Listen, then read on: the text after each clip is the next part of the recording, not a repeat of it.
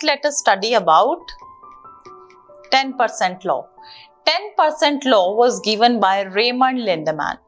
10% law के according Raymond ने क्या एक्सप्लेन करा कि जो 90% ऑफ द एनर्जी जो होती है वो एक ट्रॉफिक लेवल पे यूटिलाइज हो जाती है और नेक्स्ट लेवल के लिए सिर्फ 10% ऑफ द एनर्जी जो है वो रिमेनिंग रह जाती है.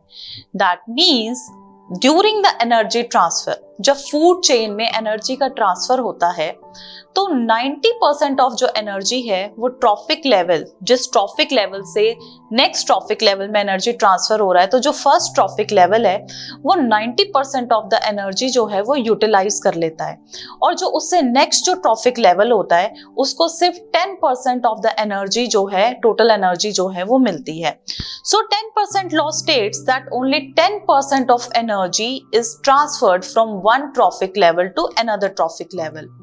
Next, let us study about that where this 90% is used.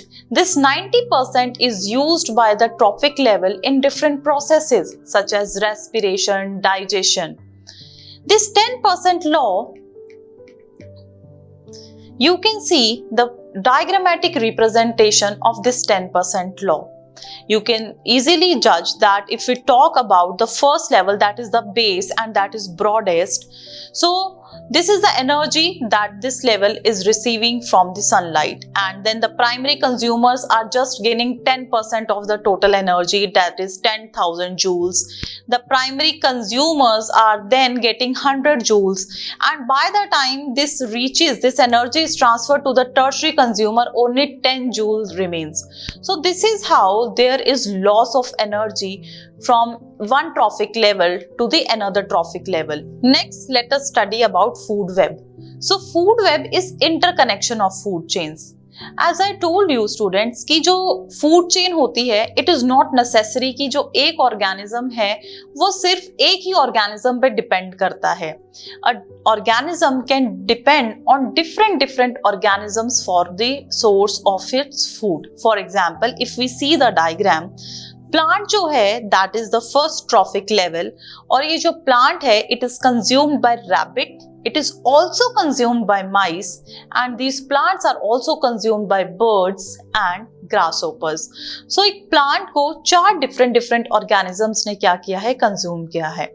अब ये जो रैबिट है, ये rabbit is eaten by hawk and on the other side the bird is also eaten by hawk. तो अगर हम हॉक को देखें तो वन फूड चेन, अगर हम एक साइड का फूड चेन देखें सो दैट इज प्लांट्स पे डिपेंड करा रैबिट एंड रैबिट को कंज्यूम करा हॉक ने. इसी के opposite as I told you कि एक ऑर्गेनिज्म सिर्फ एक ही पर्टिकुलर ऑर्गेनिज्म पे जो है वो डिपेंड नहीं करता है फॉर इट्स फूड. हम दूसरी साइड देखें तो प्लांट्स को कंज्यूम करा bird and then bird is consumed by hawk. तो हॉक जो है वो रैबिट पे भी डिपेंड कर रहा है और हॉक जो है वो बर्ड पे भी डिपेंड कर रहा है. तो दिस शोज कि एक ऑर्गेनिज्म जो है वो सिर्फ एक पर्टिकुलर टाइप ऑफ ऑर्गेनिज्म पे नहीं डिपेंड करता है for its source of food. So इस वजह से there are different food chains that are existing in our ecosystem. अब ये सारी फूड चेन्स जब आपस में इंटरकनेक्ट हो जाती हैं तो that forms a food web. So how we define a food web? A food web is defined as the interconnection of food chains. Now if we study about the characteristics of food web जो है as you seen in the diagram also that food web is never straight as it is formed by interlinking of food chains. काफी सारी food chains जो है वो आपस में interconnected होती हैं तो एक web like structure जो है एक जाला सा बन जाता है. ये कभी भी straight जो है वो नहीं होती है. And it provides alternative pathways of food availability as we have seen कि hawk जो है वो rabbit पे feed करता है. अगर rabbit available नहीं है तो hawk जो है वो smaller birds पे भी feed करता है. तो that means उसके पास alternative sources of food जो है वो available हैं. And also it increase the ecosystem stability as different options जो हैं वो available हैं food के लिए, food को consume करने के लिए, and that's why it is increasing the ecosystem stability.